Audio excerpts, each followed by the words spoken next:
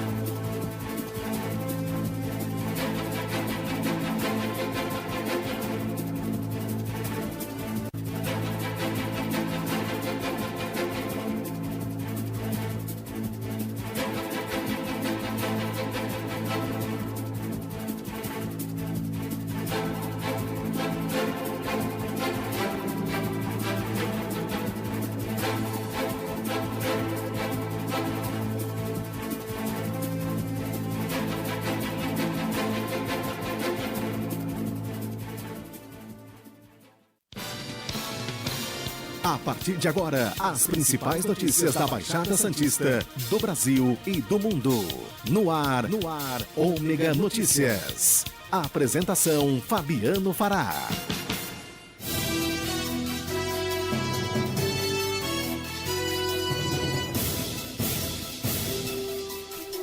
Olá, boa noite. No ar, mais uma edição do Ômega Notícias, aqui pela Rádio Ômega, pelo site omegawebradio.com, pelos aplicativos da Rádio Ômega, disponíveis na loja do seu celular para Android ou iOS, e também aqui com live no facebook.com/Rádio Ômega Web. Estamos chegando nesta sexta-feira, dia 25 de outubro de 2019. A direção de jornalismo do Ômega Notícias é da Lúcia Costa. Na internet, o Guga Bernal, e a direção geral da Rádio Ômega é do Marcelo Dias. Hoje, sexta-feira, semana chegando ao fim, mas vamos conversar muito sobre a cidade de Santos. O Ômega Notícias, que tem o apoio de iPorte, portaria remota. Reduzem até 60% as despesas no seu condomínio, com uma portaria remota. iPorte, portaria remota, e a Rádio Ômega aqui no Ômega Notícias.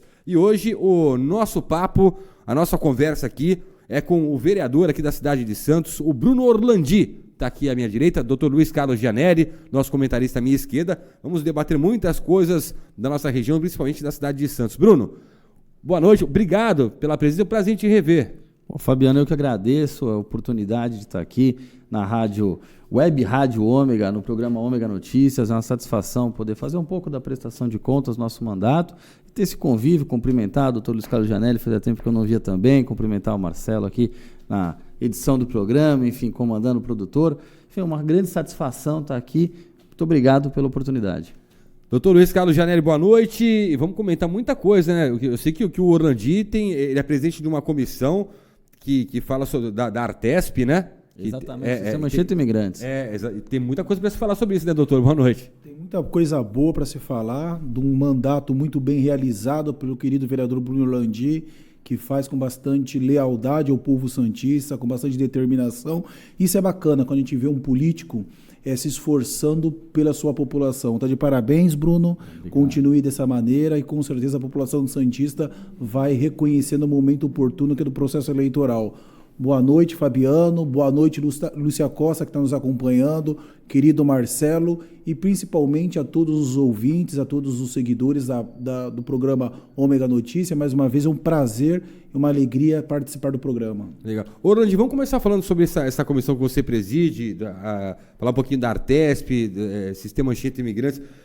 Faz um resumo para a gente, como é que é os trabalhos. E outra coisa, eu imagino como deve ser difícil lidar com esse assunto, que é um assunto polêmico e é um assunto que caminha, que é longo. Exatamente, Fabiano. Na verdade, logo no começo do nosso mandato, tem um assunto que sempre incomodou, acho que a todo santista, é o sistema Anchieta Imigrantes, que apesar de ter uma excelente rodovia, que é Imigrantes, bem sinalizada, com um trabalho adequado, ela tem inúmeras dificuldades e desafios, principalmente para quem mora em Santos, aqui ou na Baixada Santista, que é a Operação 2x8, que é a Operação Comboio, que é a descida de fretados pelo Imigrantes. São inúmeros assuntos que todo mundo já passou por uma delas e a grande maioria passou por todas. Por exemplo, quem nunca ficou preso algumas horas a mais na Operação 2x8, descendo pela Anchieta na volta para casa de um domingo? Nossa. Quem nunca ficou parado numa Operação Comboio na Imigrantes sem ver neblina? Você olha para todos os lados e você não vê neblina, mas você está parado numa Operação Comboio. Quem nunca, daqueles que obviamente descem de fretado, foi obrigado a descer pela Anchieta e vendo uma van exatamente igual a dele, só que de um particular, podendo descer pela Imigrantes? Então, eram assuntos muito recorrentes, a gente tinha um grande pedido das pessoas na rua e, por conta disso, nós fizemos uma comissão especial de vereadores, a qual eu presido, para discutir o sistema Anchieta Imigrantes. Foram realizadas 3 audiências públicas, debatemos a Operação 2x8, a Operação Comboio, a descida dos fretados pela Imigrantes, decidimos uma série de questões. Dentre elas, nós fizemos uma proposta à Ecovias que a Operação Comboio fosse realizada não na pista onde está o pedágio da Imigrantes. Aqueles que descem pela Imigrantes poderiam até parar aí se você tivesse neblina em todo o sistema, mas quando você tivesse apenas neblina na interligação e na Anchieta, que aqueles que desçam pela Imigrantes possam ir direto e que a retenção dos veículos fosse ou na interligação ou na Anchieta. Conseguimos esse avanço. Nós temos hoje, todas as vezes que há apenas neblina na Anchieta e na interligação, os veículos podem descer normalmente pela Imigrantes. Foi um grande avanço. Nunca tinha sido realizado esse tipo de operação nesse sistema e a gente conseguiu que fizesse uma realidade. Mas, apesar desta primeira parte, nós tivemos uma grande dificuldade em relação à Operação 2x8. Porque hoje, quando você desce de São Paulo para Santos, feriado prolongado, temporada de verão, domingo, em todas essas circunstâncias, você já sabe que você vai descer pela Anchieta. E nós explicamos para a concessionária e para a Artesp, que é a agência reguladora, que isso é um desprestígio, até um desrespeito com quem mora em Santos, porque você desce por uma pista muito mais sinuosa, muito mais antiga, junto com caminhões, com neblina muitas vezes, com uma segurança diferenciada, numa velocidade diferente, ou seja, ela é completamente diferente da Imigrantes. E você paga. Descer pela Imigrantes é uma competição. Exatamente. Você vai competir eternamente. Se você está de carro, você compete com ônibus e caminhão. E você paga o mesmo pedágio.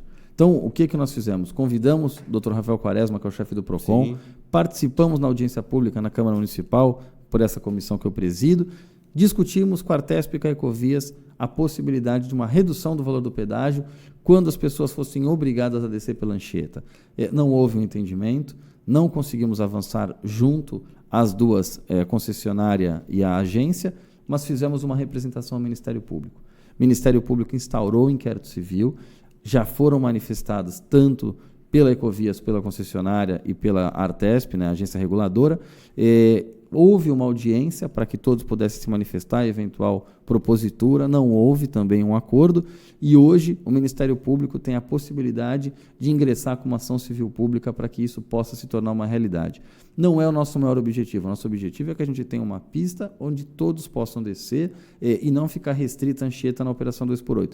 Mas se não há escolha, e eles explicam que dentro da visão da Ecovias e da Artesp não há essa possibilidade, então que aquele que seja obrigado a descer pela Anchieta possa pagar um valor diferenciado, porque é um consumidor e não está desfrutando do mesmo serviço. Doutor Janeiro já foi chefe do PROCON de São Vicente, ele pode até falar sobre isso, com relação ao consumidor. Se ele paga aquele determinado serviço e a concessionária que recebe para prestar aquele serviço, ela tem padrões diferenciados, é um problema a ser resolvido. Lesa o consumidor. Não, com certeza, Fabiano. Isso lesa o consumidor. Eu acho muito bacana o posicionamento do nobre vereador em defesa da população, que não se limita à população tão apenas de Santos, muito embora ele seja vereador na comarca de Santos. Notadamente, toda a população da Baixada Santista, uma vez sendo resolvido esse problema, vai se beneficiar dessa ação do Bruno, e isso é muito bacana. Eu gostaria aqui até deixar uma pergunta para o Bruno, que nós observamos eventualmente alguns parlamentares, Bruno, agora você está conduzindo isso com bastante dedicação, à frente dessa discussão com o governo do Estado de São Paulo com o objetivo de resolver esse problema. Eu não vejo uma ação orquestrada dos prefeitos dando um apoio aos vereadores com esse objetivo de estar resolvendo esse problema. Nós temos aqui o Condesb, que é conhecedor desse problema há muitos anos. A gente não vê uma ação dos prefeitos aqui da Baixada Santista poderia aproveitar agora dessa ação, a ação política iniciada por você, para dar um respaldo político de tal modo a resolver efetivamente esse problema, porque isso não é um problema tão apenas da cidade de Santos, muito embora seja conduzida essa briga por parte do Bruno, mas atinge toda a Baixada Santista. Inúmeras pessoas de São Vicente, Praia Grande, trabalham em São Paulo e moram aqui e desfrutam deste mesmo transtorno diariamente, que é a descida e a subida pela Anchieta, que é algo extremamente caótico, haja vista a grande conurbação de vários veículos, desde caminhões, carros e ônibus descendo pela Anchieta, de tal modo que você resulta numa demora muito grande nesse período, implicando em ofensa diretamente ao direito do consumidor e especialmente os consumidores da Baixada Santista. Existe, Bruno, esse empenho do Executivo? Então, de fato, eu nunca vi nenhum representante do Poder Executivo, em especial os prefeitos da região, adentrarem esse tema. O que a gente acompanha é um trabalho feito pelo deputado estadual Paulo Correia, que hoje instaurou, se não me engano, uma CPI a respeito do sistema Anchieta Imigrantes, e uma legislação do deputado Tenente Coimbra, uma propositura, ainda está em discussão na Assembleia Legislativa, dando a obrigatoriedade, a possibilidade de que o fretado possa descer pela Imigrantes, que é uma outra questão proibitiva hoje, tanto ônibus, mesmo com tecnologia embarcada suficiente, tanto vans, que no veículo, que na modalidade particular podem descer pela Imigrantes, na modalidade comercial não, e que infelizmente se está tendo uma realidade. Então esses dois deputados eu vejo nessa luta em relação ao sistema Anchieta Imigrantes, e faço votos que os prefeitos se juntem a essa luta, porque não é uma luta do Bruno, do Gianelli, do Fabiano, é uma luta de toda a cidade, de toda a Baixada Santista. Nós temos 10 mil pessoas que descem e sobem diariamente pelos fretados. São 10 mil pessoas. Isso de fretados. Aqueles que sobem de carro, aqueles que vão ao fim de semana para poder curtir o interior, a capital, e tem que descer no domingo.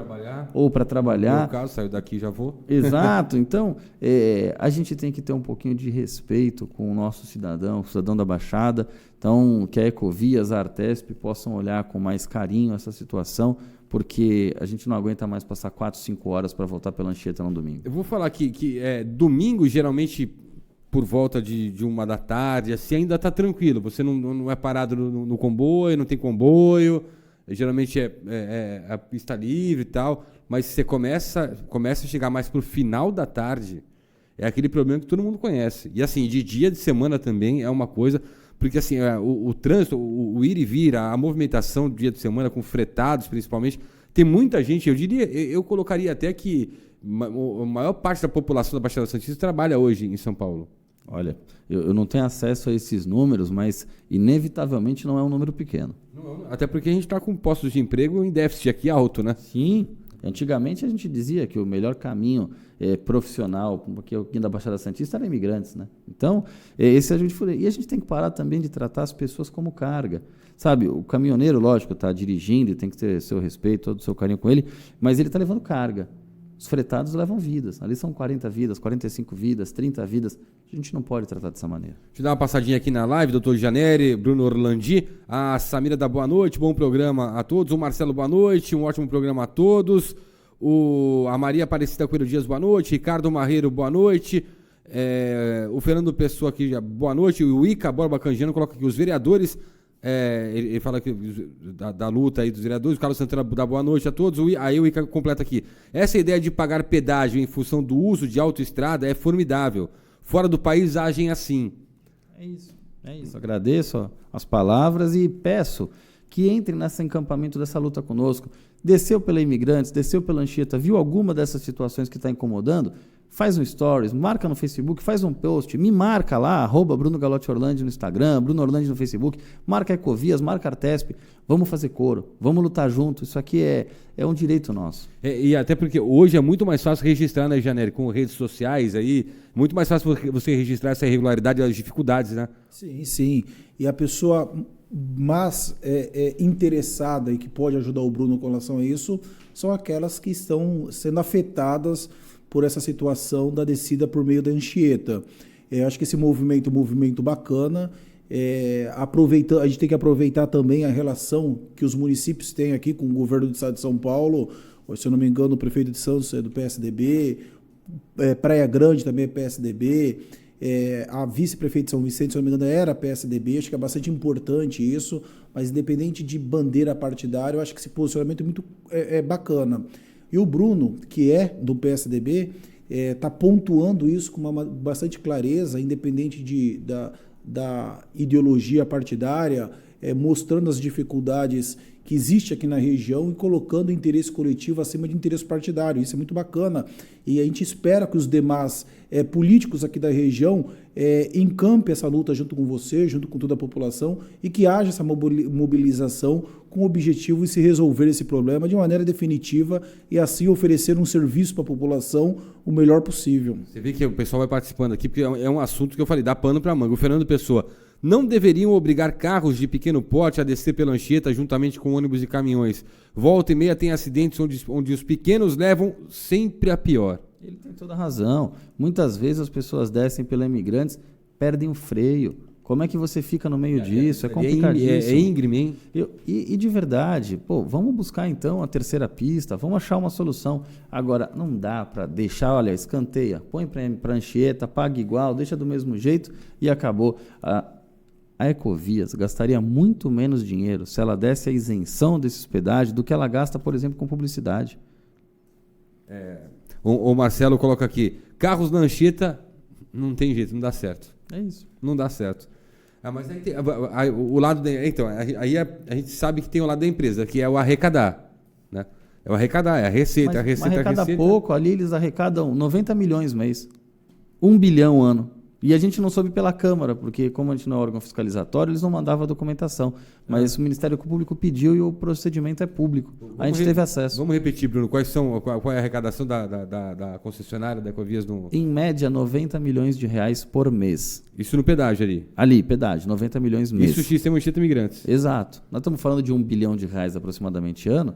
E repito, não veio para a gente, não foi a comissão que conseguiu esse número. O Ministério Público instaurou o inquérito civil, solicitou as informações, o inquérito civil é público, nós tivemos acesso a ele e conseguimos verificar. Quer dizer, a Câmara, no caso, os vereadores pediram, então, e disseram que não é que a Câmara Municipal não é um órgão fiscalizador. Isso, para a Assembleia Legislativa, porque a Ecovias ela presta o serviço estadual, né? A agência reguladora do Estado de São Paulo. Mas vejam só, para a gente traçar um paralelo, o orçamento do município de Santos por ano é 3 bilhões de reais. O da Ecovias é 1 bilhão, uma única empresa. 1 bilhão. Será que, de fato, não dá para a gente trabalhar de uma outra forma? O Marcos Passão coloca aqui: terceira pista, uma pergunta, interrogação. Vamos preservar o meio ambiente. Tem também essa questão ambiental. Não é mais fácil resolver isso? Aí eu quero a opinião do Janelli, do Bruno Orlandi, resolver isso canalizando os carros para Imigrantes, que é uma pista nova, bonita, cabe, dá para descer, não vai ter trânsito, uma velocidade média de 80 km por hora, você desce a serra em 20, 25 minutos e deixar os caminhões na Anchieta, se de repente abrir, já O nosso objetivo é esse. A grande preocupação dessa terceira pista, e que é falado pela Ecovias, eles trazem alguns trabalhos envolvendo números, é que o tráfego pela Imigrantes e pela Anchieta, na época da temporada de verão, principalmente o retorno para casa de quem desce ao litoral, não comporta se não tiver a operação 2x8. Então, a saída de uma terceira pista era para comportar o tráfego hoje. A gente sabe que o número de carros aumenta exponencialmente a cada ano. Talvez, se a gente tivesse o investimento em linha ferroviária, como não teve no passado, talvez se a gente tivesse outros tipos de transporte no Brasil, uma cadeia logística, mas hoje a gente depende exclusivamente das rodovias, tanto para transporte de passageiros quanto de carga. E aí você afunila, não tem saída. No modal que existe hoje de trabalho no Brasil e no estado de São Paulo, de fato, a rodovia Anchieta Imigrantes, no sistema, as duas rodovias, elas estão estranguladas, principalmente na alta temporada, onde tem filas até de caminhões para entrar no porto. Então, eu não vejo muitas saídas, senão uma terceira pista. Agora, se a gente muda a cultura, se a gente investe em outros modais, a longo prazo pode ser diferente. Ô Janelli, será que a Ecovias vai ceder e vai atender isso ou não? Assim, com relação à terceira pista, eu não acredito, até por uma questão econômica atual, acho que é inviável a construção de uma terceira via ali da Imigrantes. Eu não acredito, sinceramente. Eu acho que algumas notícias a respeito da exploração da linha férrea, parece-me que o governo do estado de São Paulo tem isso como prioridade. Tem um VLT para subir a serra? E isso parece-me é algo muito mais lógico. Mas acho que a organização própria desse sistema, eu acho que é o mais lógico diante de todo esse contexto econômico que a gente está vivendo, e esperar a terceira via eu não acredito. Mas eu gostaria de deixar uma pergunta aqui para o Bruno, que teve acesso aos documentos, Bruno. Teve um problema com relação à inclinação da Imigrantes, né? Pelo menos é essa a justificativa que eles alegam para não permitir a descida de ônibus, porque parece-me que a inclinação de tal ponto que pelo peso do ônibus ele adquiriria uma velocidade X a ponto que colocaria em risco a vida de terceiros. Você poderia explicar? Posso sim. Eles fazem essa alegação, eles dizem que os ônibus que existem hoje não têm uma tecnologia embarcada que possibilitariam descer com essa declividade na pista. Esse estudo foi feito há muitos anos atrás. O atual estudo que foi realizado esse ano é simplesmente um estudo de reforço de legislação e algumas simulações em computador, ou seja, não levam mais em consideração a nova tecnologia embarcada e também o ano médio de frota, o tempo médio das frotas de ônibus. O que eles podem fazer e resolve um problema rapidamente é criar uma tag, a inspeção do ônibus é anual, e aqueles veículos que têm a sua tag com a possibilidade de tecnologia embarcada para descida, utilizam a Imigrantes. Aqueles que não têm, utilizam a Anchieta. Vai ser forçar, inclusive, o investimento, mas eles não levam em consideração essa proposta. E digo mais, hoje a gente fala dessa declividade, e eu acho que a gente tem que trabalhar sempre com segurança. Mas a Serra da Canastra, por exemplo, tem uma declividade maior e descem ali ônibus e caminhões todos os dias. E eu não vejo ninguém se manifestar nesse sentido. Então, se lá dá, aqui não dá? Se a gente tem propostas de segurança, construindo uma tag, dando a possibilidade, por que nada disso é considerado? O que está por trás disso que não permite a descida dos fretados pelos Imigrantes? O doutor Eduardo Ribeiro Filete está colocando aqui: pagar pedágio caro e descer pela Anchieta é triste. Bom tema, parabéns. Um abraço, Filete. Não adianta, ninguém quer, é muito complicado, é muito complicado. Mandar um grande abraço ao Filete aqui, obrigado pelas palavras, e de fato é isso mesmo, ele tem toda a razão. Está na hora da gente se juntar e resolver esse problema. Assim, é um problema que todos nós sabemos, que incomoda a todos, porém, o Bruno, Janelli, a gente não vê uma solução. Existe a discussão, por exemplo, audiências públicas foram feitas. A população participou do jeito que deveria, Bruno? Olha, a gente teve uma média ali de 50 a 100 pessoas, algumas no começo um pouco mais, outras um pouco menos, às vezes num dia mais chuvoso. A gente tenta até fazer no horário mais tarde, porque as pessoas estão descendo de São Paulo, quem vem de fretado, sempre mais difícil, mas eu também não posso culpar. Muitas vezes, aquele que utiliza Imigrantes todos os dias, desce pela própria Anchieta, no fretado, e acaba chegando muito tarde. Se você faz audiência 9, 10 da noite, você não consegue. Os interessados estão em trânsito. Então lá, talvez se a gente fizer uma dentro da Anchieta, aí possa resolver o nosso problema. Então é muito difícil. Agora, você veja, nós fizemos 3 audiências públicas. A terceira, eu convidei a Ecovias e a Artesp com 20 dias de antecedência. Eu mandei 3 e-mails. Eu liguei algumas vezes, eu e a assessoria, tudo documentado. Um me respondeu que não poderia vir com 24 horas de antecedência, ou seja, no dia anterior, e o outro me respondeu com 12 horas de antecedência, também dizendo que não poderiam vir. Os 2 faltaram, as Artesp e Ecovias, na terceira audiência.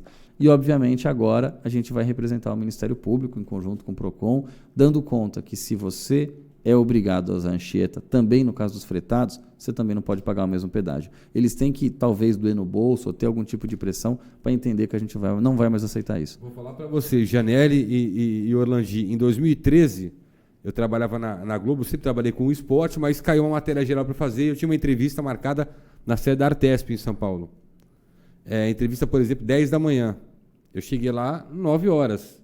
Eu sei que sempre leva um tempo para você falar com os executivos. Eu fui atendido 17 horas e mesmo assim eu tinha 20 minutos para fazer a entrevista. Para você ver, isso é uma coisa marcada. Respeito, né? Assim, na minha opinião, tem que pegar pesado. Pegar pesado que eu digo no sentido de, então fala, não vamos fazer, declare, não vai dar, não queremos conversar porque não vai ter jeito. Aí a população vai fazer uma opinião dela. Nesse ponto, Fabiano, acho que assim, torna-se imprescindível a participação dos prefeitos, entendeu? Até para auxiliar o trabalho do Bruno, dos deputados, porque os prefeitos, eles têm, até pelo fato da estatura do seu cargo, ele representa a população de uma maneira integral da Baixada Santista, cada prefeito a sua cidade. Eu acho que eles têm que estar unidos, definir uma política, um planejamento junto com os vereadores, com os técnicos, para se resolver definitivamente esse problema. Porque no passado parece-me que alguns outros deputados também levantaram essa bandeira para se resolver e acabou, infelizmente, por conta da grande força da máquina estatal do poder público executivo, acabou se cansando e não conseguiu lograr êxito com relação a esse projeto. E, infelizmente, às vezes um bom vereador, que nem o Bruno, que está conduzindo com bastante eficiência, dedicação, mas o mandato, às vezes, de um parlamentar estão apenas 4 anos. Espero aqui que a população de Santos reconheça o trabalho que ele faz e no processo eleitoral reconduza novamente ao mandato de vereador. Mas essa articulação com os prefeitos torna-se extremamente importante e necessária para que haja essa articulação junto ao governo do Estado de São Paulo e se resolva definitivamente, porque às vezes vai ficar nessa discussão, acaba suprimindo essa discussão e não se resolve. Então a participação dos prefeitos é extremamente importante e necessária para que se alcance um resultado positivo. A Maria Aparecida está gostando aqui do tema, da parabéns. O Christian, acredito que seja Jalque a pronúncia. Legal essa analogia. Faz 50 anos que o homem foi à Lua e não é possível que os fretados não tenham tecnologia suficiente para descer com segurança. Parece brincadeira, né? É verdade. Parece aquela desculpa de quem não quer fazer mesmo, não tem jeito. O Carlos Santana está falando de um assunto aqui, Bruno, eu já vou entrar aqui, só que antes disso eu quero dar um recado, falar da iPorte, portaria remota. Você já imaginou, já pensou em reduzir os custos da portaria do seu condomínio em até 60%? Quer saber como? Ouve aí. Para manter uma portaria 24 horas, são necessários cerca de 4 funcionários. Além dos salários, os moradores arcam com todos os impostos e encargos dessas contratações. Outro ponto importante é a segurança. Nem sempre há controle de quem acessa e existem algumas situações que deixam todo o condomínio suscetível à entrada de estranhos. Pensando nisso, fomos buscar uma solução que aumentasse o domínio de quem protege bens e pessoas e que reduzisse os custos de todos. Funciona assim. Através de um interfone, o visitante fala com o atendente e se identifica. O atendente entra em contato com o morador, que mesmo não estando em casa, autoriza ou não a entrada. Somente após essa autorização é que o atendente abre o portão. O morador utiliza um controle de acesso e um controle de garagem anticlonagem identificado, permitindo entradas e saídas rápidas. As ligações e vídeos são gravados remotamente, permitindo o registro do acesso de moradores, visitantes e prestadores de serviços. Com o Keeper, o condomínio torna-se um local muito mais seguro, com o registro de todos os acessos e uma economia de até 50% com os custos da portaria. Isso quer dizer que todo mundo sai ganhando. Todos os moradores economizam, o condomínio torna-se um local mais seguro e econômico, o síndico coordena melhor o seu trabalho e as empresas de segurança oferecem um novo serviço com muito mais qualidade. Tá vendo? É assim. iPorte, portaria remota. Você reduz em até 60% os custos da portaria do seu condomínio. iPorte, portaria remota. Bruno Landi, Luiz Carlos Janeiro, olha só que assunto interessante. Estava na minha pauta aqui, mas o nosso ouvinte, o Carlos Santana, coloca aqui na live do Facebook. Gostaria muito que o vereador falasse sobre a lei de isenção de taxa de sepultamento para doadores de órgãos. Exatamente. Mandar um abraço, que foi o Carlos Santana, é isso? Carlos Santana, um abraço, obrigado pela oportunidade. Isso é uma lei que eu tive a oportunidade, aí, o privilégio de apresentar na Câmara Municipal de Santos, que trata sobre a isenção de taxa de sepultamento para aqueles que sejam doadores de órgãos. Qual que é a ideia aqui? Não é enriquecer, nada disso, são valores até pequenos para a grande maioria da população, mas a nossa ideia é incentivar a doação de órgãos e conscientizar a população. Por quê? Porque um órgão, um pedaço de pele de alguém que já faleceu, enfim, que em outro momento, não pode ser maior do que a vida que ainda pode permanecer. A gente tem uma fila de doação de órgãos imensa, nós temos crianças na fila, quem já teve isso próximo, eu nunca tive na família, mas eu tenho alguns amigos que já passaram por essa situação, eu tenho pessoas que trabalharam comigo, que tiveram os filhos nessa situação, então é muito difícil. Hoje a população brasileira, me parece que algo em torno de 3% apenas é doador de órgãos. E isso é muito complicado, porque apesar do sistema funcionar bem, nós tivemos inúmeros avanços nos últimos anos em relação a isso, nós ainda temos um baixo índice de pessoas que doam. Eu sou até a favor da inversão. Hoje, para você ser doador de órgãos, a família tem que autorizar, né? Depois que alguém, infelizmente, vem a óbito. Mas, antigamente, você tinha a possibilidade da pessoa falar se ela era doador ou não. E eu acho que tem que ser o contrário. Eu acho que todo mundo tem que ser doador. Se você não quiser, você declara em vida. Fala, eu não quero ser doador e pronto. Por quê? Porque naquele momento, a família está em luto, a família está triste, você tem que pensar naquilo. Exato. Não consegue pensar. É muito delicado. Agora, se todo mundo for doador, a economia comportamental, eu não tenho dúvida que 90% das pessoas vão fazer. Sabe, quem é que não quer salvar a vida de alguém? Quem é que não pode, não quer deixar, de alguma maneira, a oportunidade de salvar uma criança, de salvar alguém que passa um momento de saúde difícil? Então, a nossa legislação ela veio nesse sentido, para que conscientize as pessoas, para que incentive. Ela foi aprovada por unanimidade na Câmara Municipal de Santos. Eu tenho recebido muitas manifestações de carinho na rua por conta disso e fico feliz, porque a ideia é que a gente possa ser instrumento para auxiliar o próximo. E eu acredito que, com isso, a gente possa, de alguma maneira, tocar o coração de algumas pessoas e aumentar um pouquinho aí, tentar colaborar com a saúde, com a vida das pessoas. Ela está para a sanção do prefeito, é isso? Exatamente, ela foi aprovada na Câmara, vai a gente chama de autógrafo, um documento que vai ao prefeito municipal, e ele tem 15 dias para sancionar ou eventualmente vetar o projeto de lei, e a gente fica aqui na torcida para que ele sancione e transforme em realidade essa legislação. Não tem por que vetar um projeto desse, né, Janelli? Um projeto muito bom, inclusive, merece destaque. E o Bruno estava falando, eu lembrei aqui de uma campanha publicitária que o Chiquinho Scarpa, há alguns anos, fez. Que ele falou que ia enterrar o seu bem mais precioso. E tirou uma foto ao lado de um carro extremamente caro que ele tinha na oportunidade. E isso ficou durante um bom tempo uma discussão que ele era um maluco de enterrar aquele carro tão valioso. E quando chegou no dia dele enterrar, ele falou assim, não, que ia enterrar ele mesmo, né? Demonstrando que o bem mais precioso que ele tinha eram os órgãos, que poderia salvar outras vidas.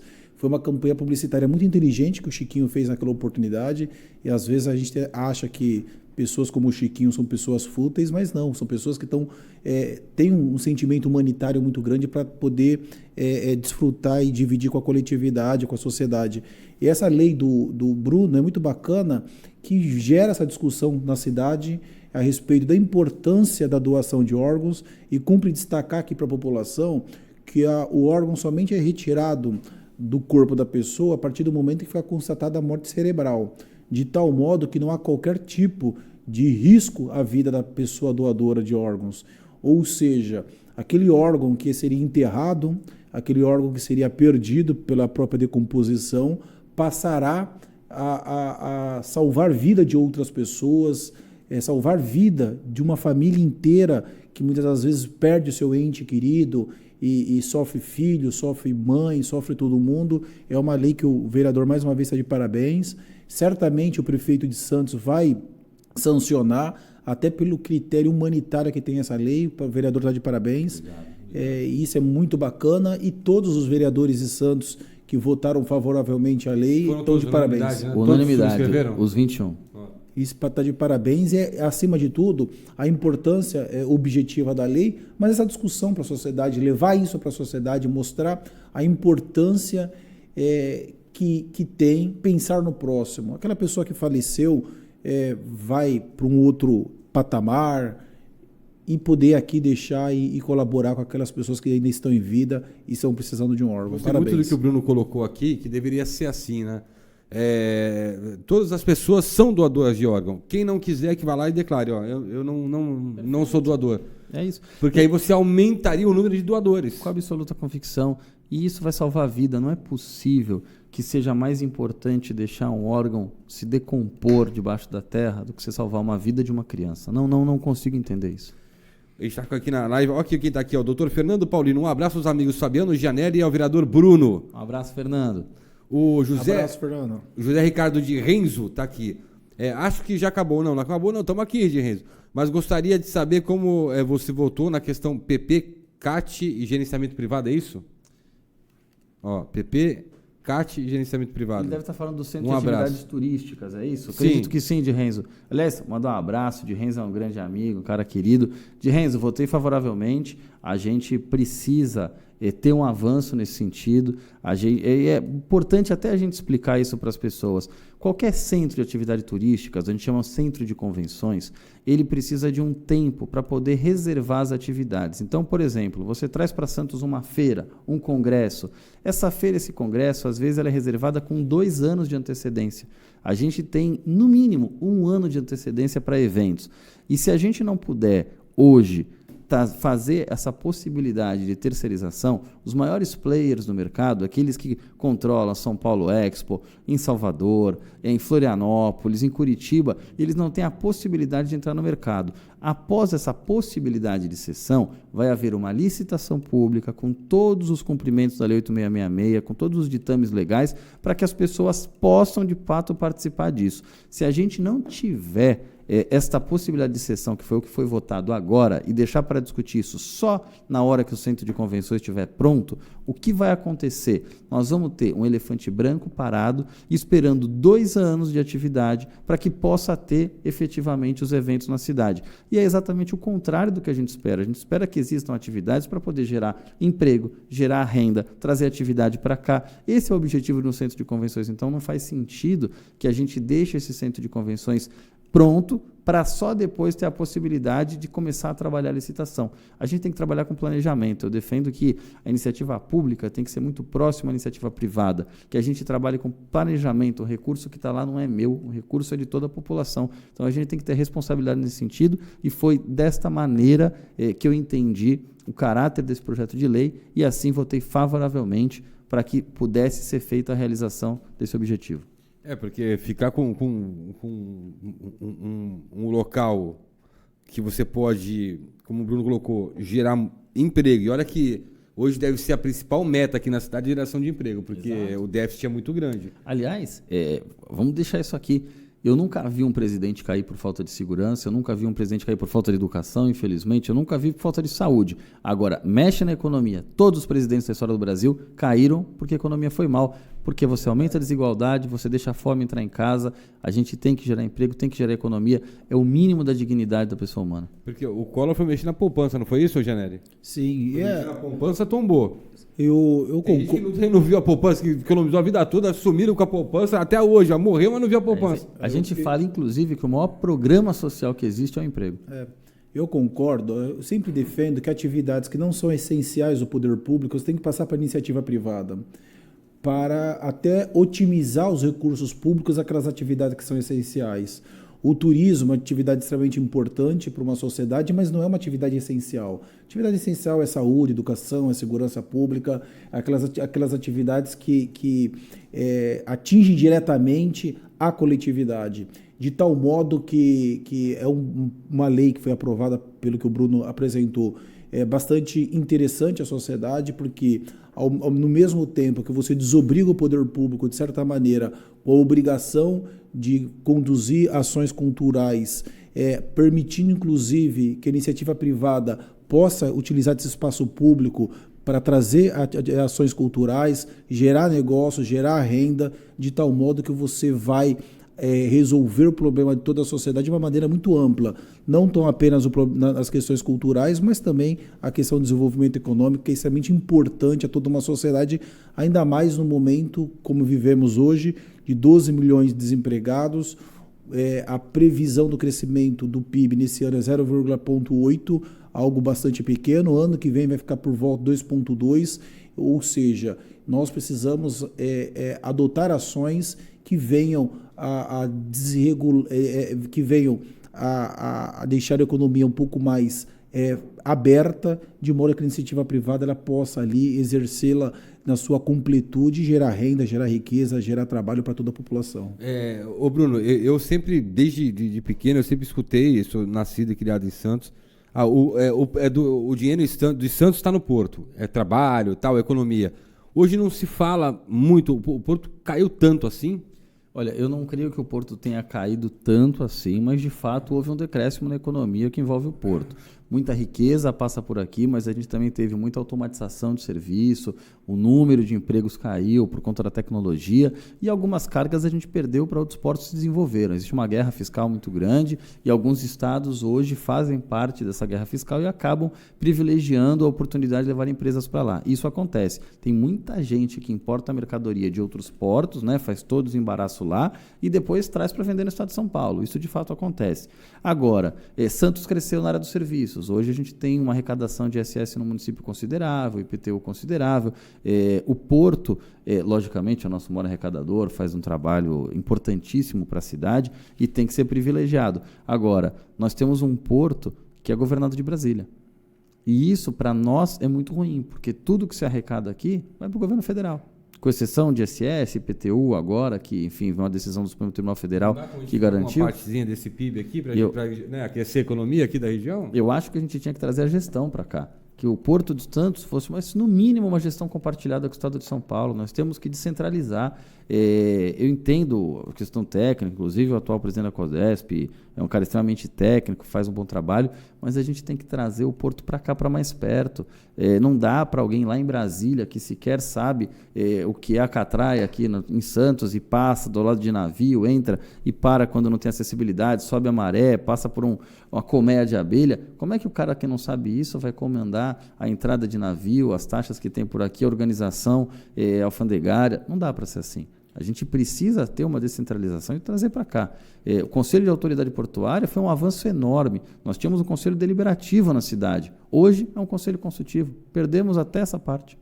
E o Porto de Santos, hoje estava lendo uma matéria, inclusive, dos veículos de comunicação aqui da Baixada Santista, ele movimenta 1/3 de todo o produto exportado e importado, toda a movimentação de cargas no Brasil. O Porto de Santos representa 1/3.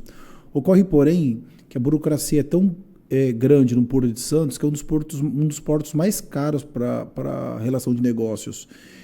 Mais, Bruno, do que trazer a gestão para cá, eu particularmente defendo a privatização do porto, entendeu? Eu acho que a privatização do porto é o caminho, até dentro dessa visão que eu tenho de deixar serviços não essenciais à iniciativa privada, a fim de você reservar o recurso público daquelas atividades essenciais.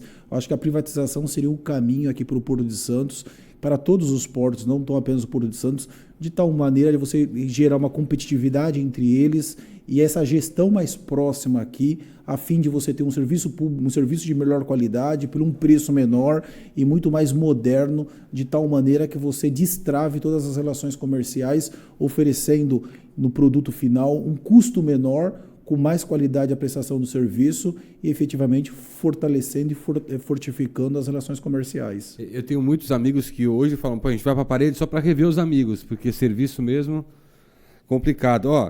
A Vera Lúcia colocou aqui, boa noite, eu já declarei, sou doadora de órgãos. Maravilha. Eu queria fazer o seguinte... Parabéns, viu? Que todos se inspirem em você. Eu vou começar a fazer, se a direção da rádio assim permitir, no Ômega Notícia a partir da próxima semana, que as pessoas que participem, que declarem na live que são doadoras de órgãos. Que legal. Olha, vamos tentar fazer uma campanha grande. Aquele que estiver ouvindo a gente, que for doador de órgão, ponha na sua rede social, hashtag eu sou doador.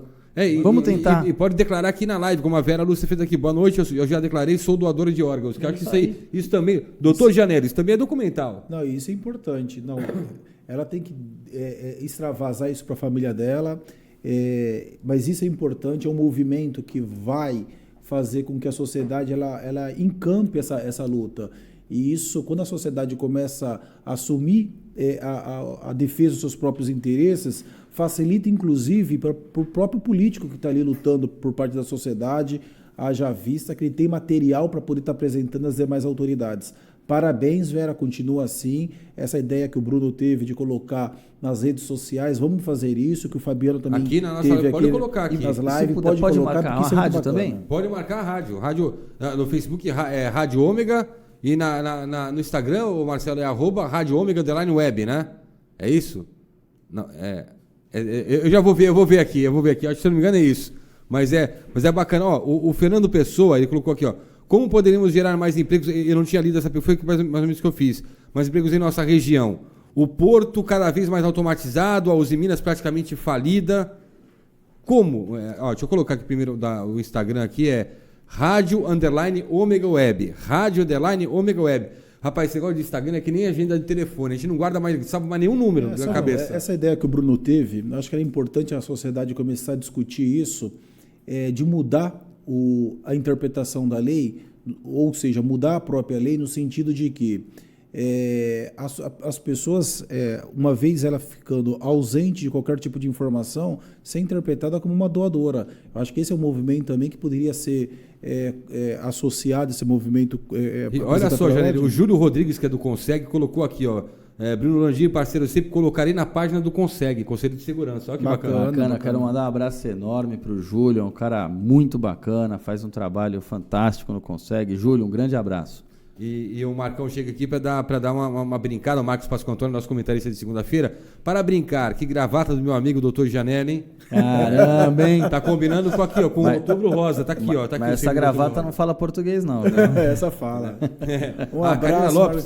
Um abraço, Marcão. Você está nos assistindo, com certeza está tomando aquele vinho. Não, tá dando aula, ele está no intervalo dando da aula aula mesmo. Mas daqui a pouco ele leva o vinho para a patroa. Eu nunca vi professor bolar aula, hein? A Karina Lopes, doutor Bruno, a aluna Karina Lopes, abraço aí. Um beijo, Karina. Fantástica, excelente aluna, hoje formada já. Boa. O Christian já coloca aqui um outro tema. Vereador, fale também sobre a ação que você fez de doação de sangue. Você inspirou muitas pessoas, inclusive eu. Nós tivemos uma ação...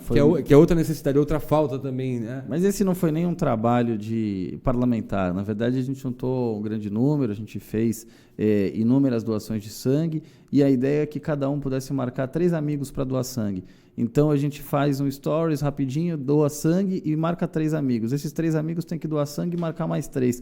E assim foi indo. A gente teve algumas dezenas de doadores de sangue aí por todo o Brasil. Se espalhou para pessoas até que eu nunca tinha visto na vida. Foi muito bacana. Esse negócio de rede social, ela tá funcionando. Funciona pro bem também, não é só com hater, né? Tem uns haters, os caras que são chatos, viu? Quem tiver vendo a gente, vai no Instagram, coloca lá, #Stories do Bem. E dá uma olhadinha, teve bastante repercussão, foi um trabalho muito legal. Boa. A Karina Lopes, foi já formada, colocou: professor, me ajuda na luta pelos direitos dos autistas. A Karina, ela é uma Conseguimos a carteira a carteira dos deficientes de Santos pela luta desse vereador, ela colocou. É verdade, a Karina é muito querida, ela levou um grupo de pessoas para nos conhecer no gabinete, todas mães ou vós de autistas, fazem um trabalho belíssimo, uma luta incansável, porque, infelizmente, existem muitos direitos ainda que não são obedecidos e outros tantos que não estão em lei.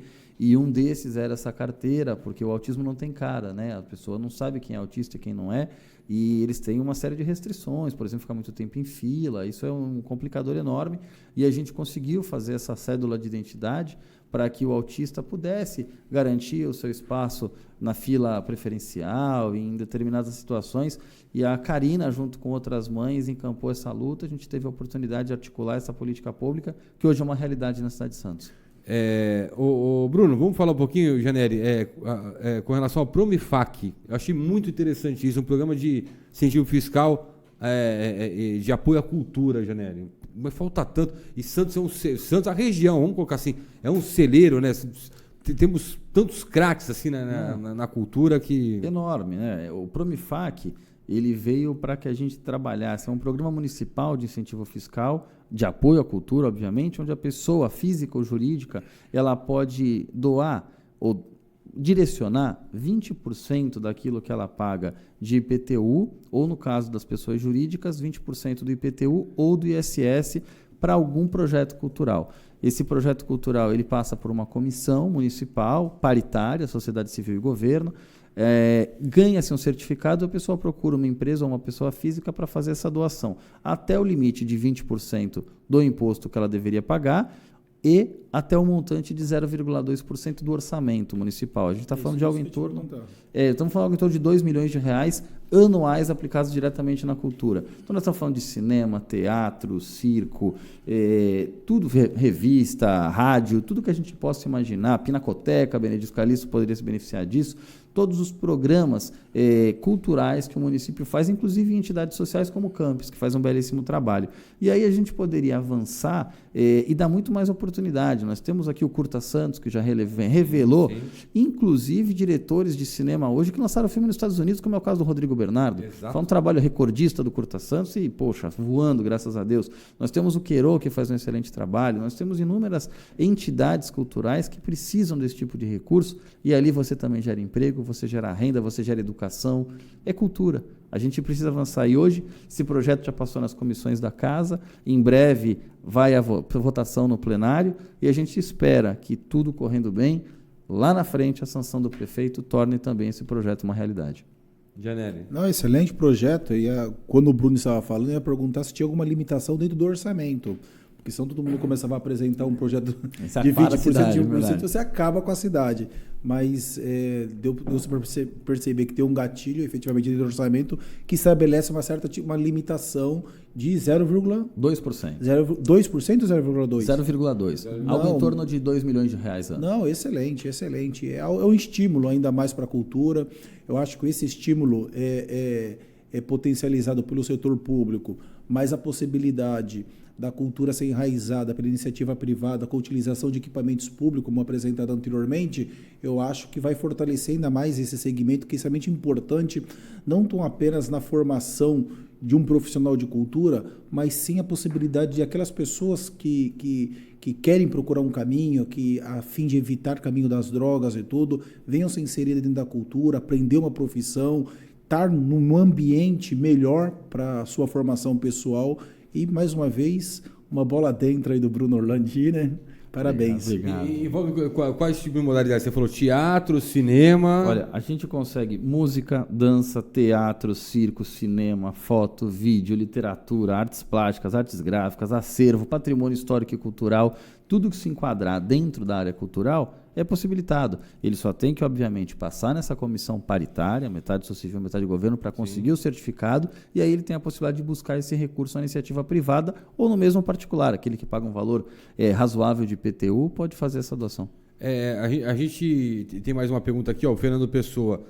Vereador, não seria possível voltar a libertar a piscina do Rebouças, a liberar, deve ser, a piscina do Rebouças aos domingos para a prática de nautimodelismo, como já foi antes das reformas? Acredito que seja isso, nautimodelismo. Vou verificar, Fernando. Nautimodelismo é aquelas... Deve ser os barquinhos, não é isso? Controle remoto? Sim. Eu vou verificar, Fernando, dou uma olhadinha direitinho nisso, depois manda uma mensagem para a gente, só para a gente ter o seu contato, poder responder direitinho. Mas vamos atrás, vamos verificar quais são os impedimentos, o porquê que eventualmente parou-se de utilizar, para que a gente possa tentar buscar um resultado. A gente falou aqui dessa parte do que o Bruno colocou aí, a possibilidade da gente ter um incentivo fiscal para a cultura, para o MIFAC, né? Aí eu quero voltar um pouquinho porque Santos, além de ter sido ser um celeiro, né? Região no geral, de talentos na área da cultura, ela também é um celeiro de talentos na área do esporte. A gente sabe isso. Eu estava comentando aqui com o Gianelli, que inclusive foi jogador do Portuário, foi dos Portuários de Santos. Você não sabia. Mas era artilheiro ou não? Como é que era isso aí? Jogava de zagueiro? Jogava de centroavante. Lá foi uma época artilheiro, muito boa. Muito deve bacana. ter sido meu reserva, eu não lembro. Porque eu joguei no Portuários, o Odon era meu técnico, e eu saí do Portuários com 999 gols marcados. Só não fiz o milésimo para não ficar igual o Pelé, porque aí não tem como. Chato, né? Fica chato. Não, mas a gente estava conversando aqui antes, a gente rodava quando era moleque aqui na região, né, Janelli, né, da ponta da praia, você ia até o final do Itararé ali, a distância dos canais, você tinha 3, 4 campos, todo sábado à tarde você ia pingando de campo em campo, jogando e às vezes até a noite, até 10 da noite você jogava bola. Era difícil achar 1 centímetro quadrado da praia que você nunca tivesse jogado bola. E hoje você vê tantas limitações para que se pratique esporte. No nosso maior estádio que existe aqui, que é a maior arena de esporte, que é a praia, tantas limitações. As próprias barraquinhas que também geravam, as barracas dos prédios, dos clubes, também geravam sempre uma polêmica em torno disso. Como é que está, Orlandi? Então, nos últimos tempos, a gente teve uma modificação que eu reputo importante para a cidade. Toda a gestão das praias de Santos era feita pelo governo federal, né? Eles tinham a gestão disso. De um tempo para cá, o município se empoderou dessa questão e precisa regulamentar. A prática esportiva tem um horário definido, porque tem muitos banhistas, então já não pode mais jogar bola em determinado horário, tem algumas travas, frescobol, e eu acho salutar regulamentar pela vida em sociedade. Mas tem outras questões que a gente precisa avançar um pouco, como as barracas de praia, teve alguma discussão a respeito, algumas questões que de fato precisam de uma participação, inclusive da iniciativa privada, para que a gente possa avançar nesse ponto, mas hoje essa realidade está na mão do município, o município consegue regrar a utilização da praia. Graças a Deus, está mais próximo essa decisão. Boa. Olha, eu estou recebendo aqui, estou falando que a live está bombando. A Lúcia Costa, nossa diretora aqui, coloca aqui a hashtag Histórias do Bem, que o Bruno tinha falado, já para marcar a pessoa que tem o Instagram, né? Aí para marcar também. E até no próprio Facebook pode marcar. Legal, obrigado, viu, Luciano? Aí o Fernando já falou, ó, da piscina do Rebouças, a Vanderlei da Boa Noite, o José Carlos de Moraes. O que é preciso fazer para colocar doador de órgãos na carteira de motorista? Porque hoje é uma apresentação, é como se fosse uma identidade. Zé, eu acredito, meu grande amigo Zé Carlos, acredito que você não consiga mais colocar esse tipo de circunstância na carteira de motoristas. Me parece que a legislação federal mudou, então você tem algumas travas, mas me comprometo a ver com detalhes isso e te passo. Mas já está declarando que é doador aqui, viu, José? Pode declarar aqui na live, tá tudo certo também. É isso aí. A Karine Lopes coloca aqui, ó, mês de abril, quero ver a rádio com o símbolo do autismo, como estou vendo do Outubro Rosa. Vai estar aqui, ó. Certo, Marcelo? Abril, vamos marcar na agenda aí. A Lúcia Costa, a diretora do programa, vai estar marcando. Ela vai nos lembrar que ela é boa desse negócio de lembrar as datas e tal. Ó. O Outubro Rosa está aqui. Eu acerto, eu fico olhando aqui, ó. Ó, tá aqui, assim. Ah, é assim. Ó. Essa direção é bom mesmo. Então é assim. Mas eu vou falar que eu já apontei várias vezes para lá e o negócio estava para cá. Né? A Karina Lopes, na 8ª Conferência Municipal dos Direitos das Pessoas com Deficiência, foi falado sobre parques para deficientes em Santos. Já tem alguma data? Interessante também, hein? Vamos lá, Karina. Não tem data definida ainda, mas está avançando. A gente já tem informação de bastidor que os processos estão bem adiantados. A gente vai ter em breve essa novidade para contar. Santos vai ter, sim, parque com acessibilidade. Ô Janelli, como é interessante a luta das pessoas hoje, está ganhando uma força junto ao poder público enorme, né? Como é bacana quando as pessoas têm uma causa como a Karina tem aqui, da pessoa com deficiência, enfim, as campanhas ganham mais força hoje. A rede social do bem, que eu falo, ela conseguiu aproximar a figura pública da população. Isso eu acho que é fundamental. Sim, a internet ela tem essa finalidade, né? Isso é muito importante. Tem uma finalidade da internet que eu sou contra. Sabendo utilizar de uma maneira correta, a internet ela tem o seu ponto positivo. Mas qualquer processo de evolução, Fabiano, automaticamente, com o tempo, as pessoas vão exercendo de uma maneira melhor, e isso é extremamente importante. E quando essas leis de incentivos fiscais, e principalmente para o esporte é um dos instrumentos de melhor aproveitamento da energia do jovem.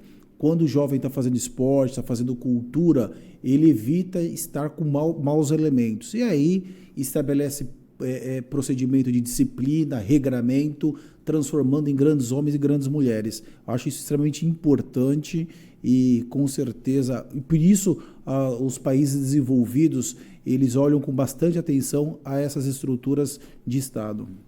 É isso. Gente, o papo quando é bom, é assim, a gente tem agora mais 2 minutinhos para encerrar o programa. Voa! Quero agradecer muito o Bruno Orlandi, vereador da cidade de Santos, um prazer te rever. Portuguesa, vai com o Sérgio Guedes, hein? Vai com o Sérgio Guedes. Atlética Portuguesa. Vai, Sérgio Guedes, pô, vai com o Sérgio Guedes. Eu estava olhando aqui, o relógio do Bruno fica brilhando e tem o símbolo da Portuguesa, da Associação Atlética Portuguesa. É um briozinho no coração. Fabiano, eu quero agradecer mais uma vez ao convite, a oportunidade de estar aqui, agradecer ao Marcelo, Janelli, enfim, pela bancada, em especial aqueles todos que estão nos acompanhando, e quero mandar um abraço, permitir, a todos os meus alunos da Direito Unimes. Eu era para estar na faculdade hoje, os primeiros jogos da Unimes estão acontecendo, eu era para estar junto com eles, então quero mandar um abraço enorme, estou aqui na torcida. É isso aí. Direito Unimes, eu lembro de jogos da Unisanto que tinha, né? Era Direito Unimes contra Direito Unisanto, o negócio pegava lá, hein? Pegava, jogou, Bruno? Pega até hoje. Eu não tive a oportunidade, eu acabei fazendo faculdade em São Paulo, eu vinha só para as festas.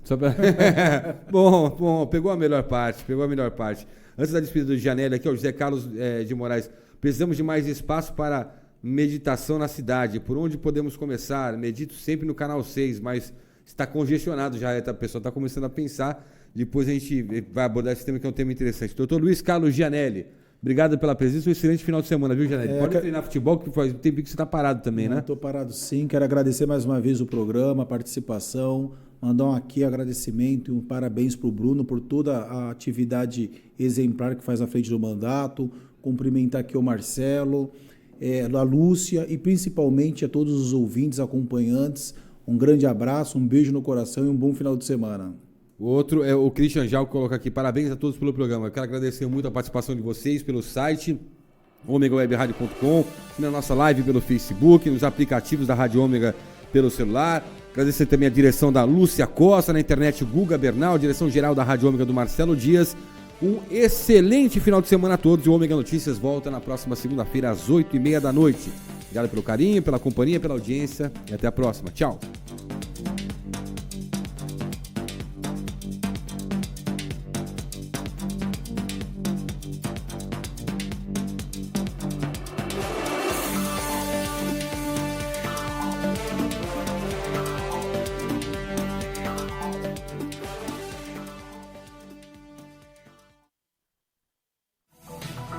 Termina agora. Ômega Notícias. Ômega Notícias. Continue com a programação da Rádio Ômega. A rádio que você quer ouvir. Esta é a sua rádio. Tocando mais música. Rádio Ômega.